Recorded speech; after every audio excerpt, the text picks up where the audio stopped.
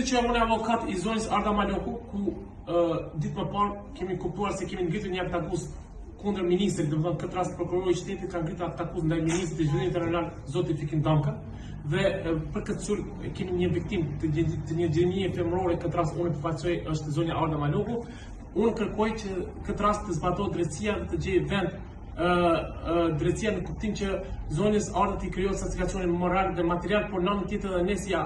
qytetarë dhe unë si avokat kërkoj që ministri mos të ushtrojë pozitin e tij të ministrit dhe të delë në kabinetin qeveritar të kultit, sepse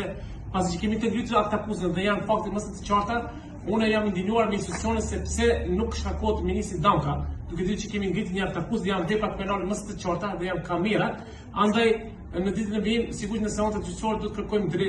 që ju media ta monitoroni dhe ta përcjellni situatën dhe kërkoj që ministri të shkarkohet, sepse ligji në fuqi na garanton që në momentin kur ngriten aktakuza për persona zyrtar, të cilët përfaqësojnë petën publik, ne kemi të drejtë qoftë prokurori, qoftë unë si avokat i pashë që të kërkojmë që të pezohet nga detyra ministri për ushtrimin e funksionit të tij. Andaj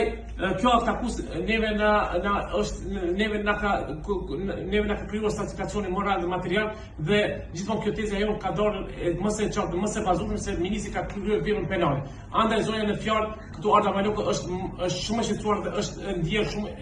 e dëmtuar emocionalisht dhe është duke kuruar nga psikiatri për shqetësim emocional. Andaj kërkoj që zonja e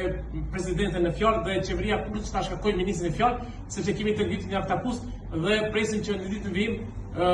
qeveria dhe institucionet përkatëse ta shkarkojnë ministrin në fjalë, sepse kemi ngritur një aktakuzë.